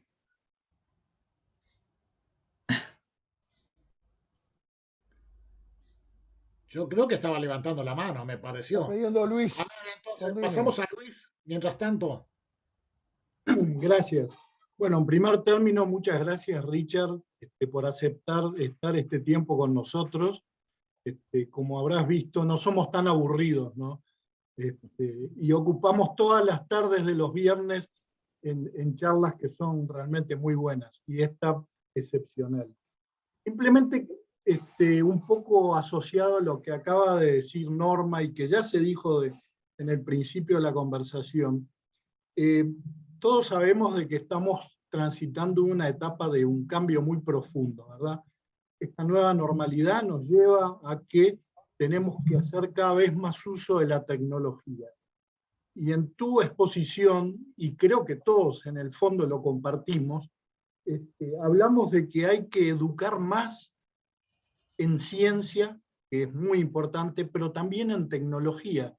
Entonces me asalta una duda, ¿no? Si ahí no hay una especie de contradicción, porque por un lado apostamos a una mayor tecnología, y ¿no será que la famosa inteligencia artificial, para decirlo un poco jocosamente, en algún momento nos va a quitar los puestos de trabajo de la inteligencia humana? Entonces, ¿cuál es tu idea al respecto? Porque parece ser como que, por un lado, queremos avanzar, pero por otro lado decimos, cuidado, bien. ¿Será que la tecnología nos va a generar más desocupación y nosotros estamos apostando a ella? La pregunta, Luis. Fantástico. Mirá, en algunos estados norteamericanos, Amazon implantó el traslado de la mercadería que tú compras con drones. Sustituyó a la camioneta, sustituyó al vehículo de transporte. Y apareció el dron. En algunos estados norteamericanos, creo que en la Florida principalmente, algunas pizzerías dejaron el delivery y te trasladan la pizza en un dron. Si sos un cliente activo, te ponen una base en tu jardín, bueno, donde sea, y el dron para ahí. Te deja la pizza y se va. Eso me hizo recordar a las viejas talleristas de textiles del siglo pasado, cuando aparecieron los telares. La alternativa una era prenderle fuego a los telares. La otra es aprender de los telares. Acá puedes bajar un tipo con el delivery, se quedó sin laburo, ve pasar el dron y con una escopeta le pasa tirando tiros. Y podrá tirar 40 drones. pero van a haber 400 mañana. Ese tiempo yo lo aprovecharía para pedirle a Amazon que me capacite para repararlos, que me capacite para manejarlos, para mantenerlos. Porque la tecnología no es que yo la traiga, ya está. Te cuento una anécdota. Sí. Yo estoy en contra, filosóficamente, del teletrabajo. Daría mucho rato por explicar. Yo tengo el teletrabajo instalado en la fábrica. La pandemia lo trajo. Y obviamente que me parece bien porque evita la aglomeración. Pero ya vino para quedarse, con un montón de dificultades. Estudié mucho el proyecto de Francia. Hablé con muchos compañeros en París. Trabajé mucho con el tema del proyecto con algunos compañeros en París. Cuando yo tuve el proyecto París, Argentina vota el proyecto en la Cámara de ellos, el proyecto de ley que venía de diputados del teletrabajo. Y aquí empecé a trabajar. Dije, vamos a armar algo. Hablé con mucha gente. Aparece una senadora del Partido Colorado con un proyecto, Carmen Sanguinetti. Que bueno, me llama por teléfono. Mirá, Richard, yo sé que vos estás interesado. Yo no la conocía. La invité a tomar un café, me trajo el proyecto. Dije, mira, Carmen, yo este proyecto no lo votaría, pero es muy, muy bueno para comenzar un debate. Esto hace 7 meses. Nadie más trajo un proyecto. Carmen golpeó todas las puertas. Señores, no compartan el mío, traigan otro y vemos de qué manera armamos uno. Nadie lo llevó. Nadie llevó un proyecto. Nadie. Solo Carmen Sanguinetti del Partido Colorado. Ni el movimiento sindical, ni la oposición. He escuchado cosas descabelladas. No se necesita ley. ¿Cómo que no se necesita ley? El teletrabajo vino para quedarse. ¿Cómo vas a dejar una correlación de fuerza a un empleado con la empresa? Por lo menos que haya un marco legal que le dé al empleado un respaldo legal. Si no, puede pasar cualquier cosa. Te van a tener enchufado 24 horas, etcétera, etcétera, etcétera, etcétera. Entonces, por lo tanto, hay gente que no solamente hay gente que niega la vacuna o que niega la enfermedad, hay gente que niega la tecnología. Ya está. Me gusta, no me gusta, no me gusta, pero está. ¿Cuál es la obligación mía como actor sindical? Voy a tratar de darle la contención legal máxima que pueda. ¿Por qué? Porque así evito de futuro, conociendo el paño, que haya abusos. Entonces, cuando uno dice hay que invertir en la investigación y en tecnología, en software, lo que estamos diciendo es, ya está, tratemos de ganarle a los demás. Después habrá otros problemas. Pero negarnos y volver de vuelta al Uruguay de las chimeneas, estamos locos. El mundo pasa por allí y cada día mucho más las plataformas sustituyen el trabajo repetitivo. Por lo tanto, no es contradictorio. Es el mundo y al mundo yo soy de los que creo, no voy a pelear contra lo imposible. Me subo y voy a tratar de guiarlo para donde me parezca mejor a mí. El esfuerzo capaz que es vano, pero lo voy a intentar. Lo otro es llorar y después golpear al Estado reclamando subsidios. No, el Estado no es finito, en algún momento se fundió, porque la guita sale del contribuyente. Y si no hay aportes como la previsión social, la ecuación activos, pasivos, cada día es más desigual. Va a llegar un momento que los activos ya no cubren 2 puntos del PIB el presupuesto de BPS. Por lo tanto, estas crisis traen oportunidades. Hay que verlas, nada más, y asumirlas. En el tema hemos tratado varias veces la tecnología. A ver, Winston, ahora sí. Bueno, una cosa simple, aparte de agradecer y felicitarlo por excelente exposición. Cómo nos abrió la cabeza a todos. Hay un tema que a mí me llamó la atención y que es el surgimiento de una cantidad de científicos uruguayos que estaban escondidos y de instituciones que no habían aparecido hasta que no apareció la pandemia. Y hoy están en las tapas de los diarios. Eso es, para mí fue un descubrimiento.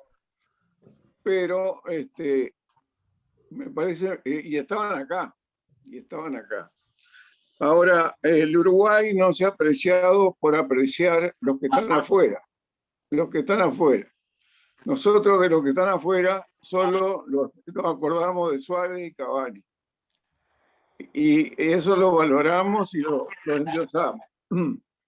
Y lo cual me parece bien. Pero los científicos y la gente que puede contribuir con el país y ponernos que hay muchos distribuidos en todo el mundo, no están contemplados. Yo, un poco en broma, diría que Tavares tendría que armar, para movilizar a la gente, al público, al pueblo uruguayo, tendría que armar el cuadro con jugadores solo del medio local, a ver hasta dónde llegamos. Eso nos pasa con los científicos uruguayos en el exterior. Muchos de ellos no los necesitamos tener acá. Probablemente alcanza porque a nuestro expositor no lo tenemos junto con nosotros. Él en este momento seguramente está en Montevideo, en otro lado, pero nos podemos comunicar, nos ha aportado, nos ha enseñado y entre todos hemos aprendido una cantidad de cosas. Lo mismo pasa con los uruguayos, los científicos, los técnicos, en fin, todos los uruguayos que hay en el exterior, los cuales no lo estamos participando de las acciones, de las invenciones o de lo que necesitamos para salir de esta encrucijada en que nos vamos a ver sometidos en adelante. Yo quería bueno, una lanza, una flecha por esa gente que se ha tenido que ir por distintos motivos, por aprender más, bueno, es eso nomás. Y muchas gracias por la excelente charla. Winston, una cosita. Acuérdate que el año pasado tuvimos alrededor de 10 encuentros con uruguayos que están en el exterior, con científicos uruguayos que están en el exterior trabajando muy bien. Incluso me acuerdo que tuvimos uno sobre física cuántica, que el 99% de nosotros no teníamos ni idea que existía la física cuántica, cuando nació a principios del siglo XX. O sea que tuvimos y tenemos todavía esa relación con uruguayos en el exterior. El tema es que, claro... Está bien, eso es cierto, pero eso es el grupo nuestro. Ah, sí, es cierto. Sí, a nivel político, a nivel de gobierno, no existen.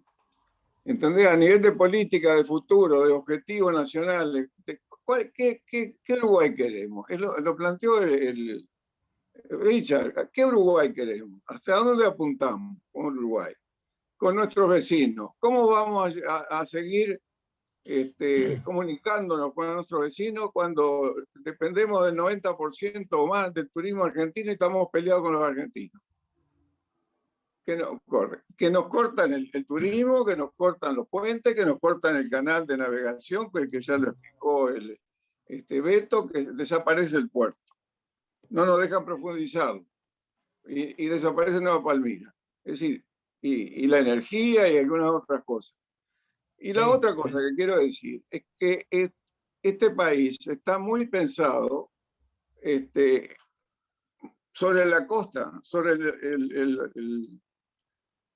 todo el país se piensa desde Montevideo y Montevideo Punta del Este, diría, con algo de Colonia, pero el interior profundo no existe. No hay una política de población, no hay una política de... Ahora se está hablando de algunos corredores, pero básicamente ha tenido mucho que ver con UPM. Pero curiosamente, el tren llega hasta son los Toros, no llega hasta Salto como llegaba antes, o hasta Artigas, o hasta otros lados. Entonces, no hay una estructura, no tenemos un país transversal, no tenemos, y podríamos tenerlo, porque se necesita esa transversalización. No hay que ir a Montevideo para tener una encomienda de Salto a Punta del Este. Podría ser distinto. Bueno, da para otra historia y yo quería plantear esto porque me parece que si Richard, seguramente ellos lo tienen pensado y lo que estoy diciendo es sobreabundante. Muchas gracias. Richard, ¿algún comentario sobre esto? Salteña de la República de Salto, defiende los intereses. Y está bien. Richard, está el micrófono apagado. un comentario pequeño. Somos lo que somos, 175.000 kilómetros cuadrados, 3 millones de personas. Este Uruguay necesitaría 6, 7, 8 millones. Que le dé las mínimas condiciones. Mucho menos presupuesto para poder hacer una investigación a tiempo para poder finalizarlo. Por lo tanto, obviamente, las multinacionales también trabajan y operan. Es obvio que se van fuera del país. Pero a mí me da mucho orgullo saber que volvieron y que muchísimos de ellos se pusieron a la orden del gobierno para ayudar y colaborar en lo que fuera información, análisis, pensamiento para defendernos de esta pandemia. Y eso fue así. No se olvidaron de su país. Somos pocos. El desarraigo se mantiene. Para volver a poblar el interior hay que instalar puestos de trabajo. La gente, el interior se vació porque los puestos de trabajo se concentraron en las capitales y en Montevideo. Entonces la gente, y ahí se llenó la periferia, la parte metropolitana, los asentamientos. Al Uruguay habría que repensarlo más de una vez. Habría que repensarlo más de una vez. Habría que tener, creo que hubo una política en su momento, de darle un subsidio, un crédito fiscal mayor, como lo tienen las zonas francas, a empresas que se instalen fuera de Montevideo, más en el interior, porque eso genera arraigo. Obviamente hay que meter infraestructura, rutas, liceos, escuelas, etcétera, etcétera, pero eso significa inversión. Y podemos tener la cabeza llena de dólares, pero el país no los tiene. A veces el pensamiento nuestro y la propuesta es para un país rico. No somos un país rico. Con lo que hay que pechugar. Entonces, por lo tanto, tampoco pretendamos tener un país del primer mundo cuando tenemos presupuesto del tercer mundo. ¿Por qué? Porque tenemos una infraestructura del tercer mundo. Porque no existimos para el mercado. No existimos. No es un público que vengan a instalarse porque el mercado los coopta. No. Es por la parte región y por el tema del tránsito y la logística que tiene Uruguay. Por lo tanto, sepamos que este es el mundo que tenemos y el Uruguay que tenemos. ¿Qué hay que hacer? Mejorar lo que tenemos. Pero no pretender ser una Suiza, porque no lo vamos a hacer.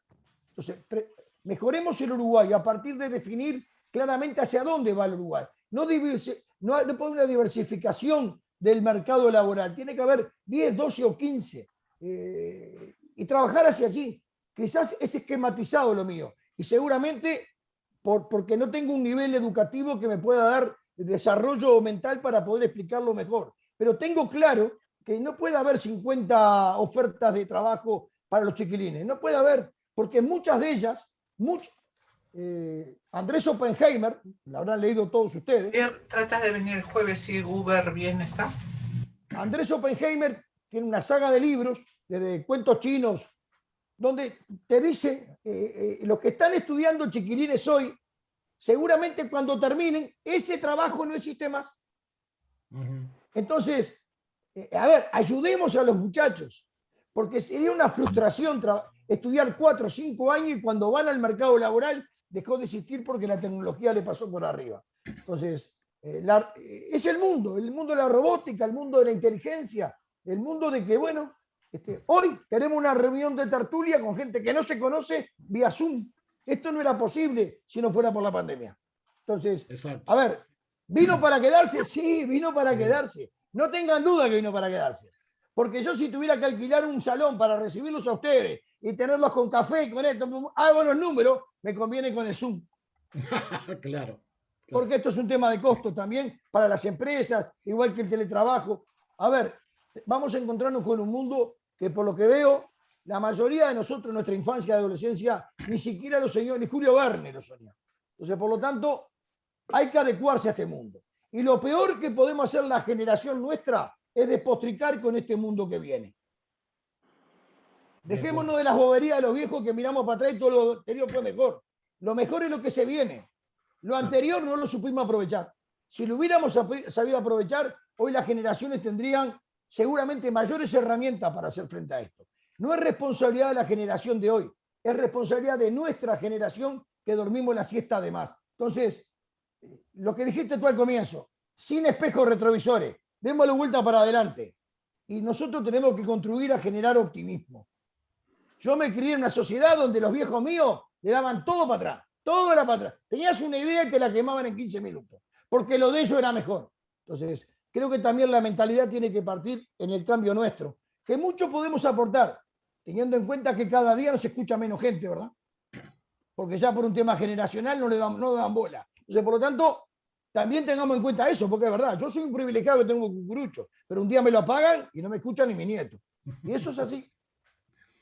Bueno, terminando con el excelente encuentro de hoy, a ver, Enrique Masuccelli tenía algo para opinar. Bueno, voy a ser muy rápido en las felicitaciones, en el agradecimiento al señor Reed, a ti y a los que han intervenido con diversos aportes, todos muy valiosos. Realmente muy agradecido. Ahora, para mí, Reed en un momento determinado mencionó la invitación que había recibido de Buenos Aires para la confederación entre las empresas y los sindicatos. Para mí, ese es el meollo del tema, pero no entre las empresas y el sindicato y los sindicatos. Yo me siento como hincha de un cuadro que tiene dos directores técnicos y que a veces predomina uno y a veces predomina otro. ¿Cómo hacemos para que esos dos directores técnicos se junten y digan, vamos a ponernos de acuerdo en determinadas tácticas que el cuadro tiene que tener para poder jugar en las grandes ligas? Yo soy absolutamente incapaz de poder plantear, no tengo ni la capacidad ni la oportunidad de hacerlo, pero Richard, que me permito porque es una figura pública, Richard es un individuo que está capacitado y tiene una exposición que él, o no sé, que él orqueste, porque para mí es el problema fundamental es ese, que mientras el país piense, mientras la grieta exista y se siga agrandando, no vamos a poder lograr lo que el 90% de nosotros queremos. Dije que iba a ser breve, les agradezco mucho y ahí terminé. Muchas gracias, Enrique. Bueno, nos queda felicitar y agradecer a Richard por el excelente encuentro de hoy. Tal vez le tenemos que pedir también de que un día de estos vuelva, tal vez más adelante, para que tratemos un poco de digerir. Una presencial, hay que hacer una presencial dentro de unos meses.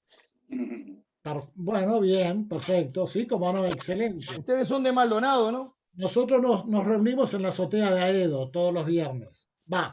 Hace más de un año que no nos reunimos. Yo los fines de semana soy medio vecino, así que podemos juntarnos en algún momento. Bueno, perfecto, sería muy, pero muy bueno.